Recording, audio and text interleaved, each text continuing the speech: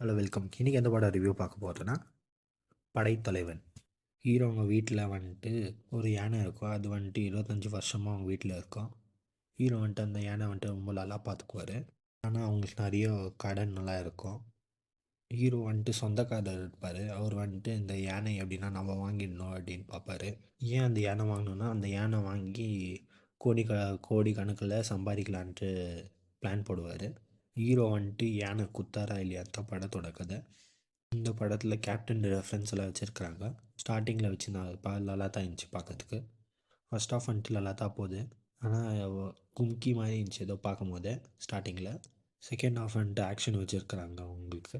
சண்முகன் பாண்டியன் வந்துட்டு அவரும் நல்லா பண்ணியிருக்காரு. பர்ஃபார்மன்ஸ் எல்லாம், ஆக்ஷன் சீக்வன்ஸ் எல்லாம் ரொம்ப நல்லா பண்ணியிருந்தார் அவரும். யாமினி ஹீரோயின் அவங்க வந்துட்டு சின்ன சீனில் தான் வராங்க. அவ்வளோ பெரிய ரோலெல்லாம் ஒன்றும் இல்லை. சாங்ஸ் வந்துட்டு ஓகேவாக தான் இருந்துச்சு. மியூசிக்கும் ஓகே. கேப்டன் வந்துட்டு ஏஐயில் பண்ணியிருப்பாங்க, அது சரியாக பண்ணல. அதெல்லாம் பண்ணியிருந்துக்கலாமோன்னு தோணுச்சு. நீங்கள் பார்க்கும்போது உங்களுக்கே தெரியும். கிளைமேக்ஸ் வந்துட்டு மெசேஜோட ஃபினிஷ் பண்ணுறாங்க. ஸோ இதுதான் படம் கதை. ஓவரால் பார்த்தீங்கன்னா ஒரு ஒன் டைம் வாட்சபிள். தேங்க்யூ.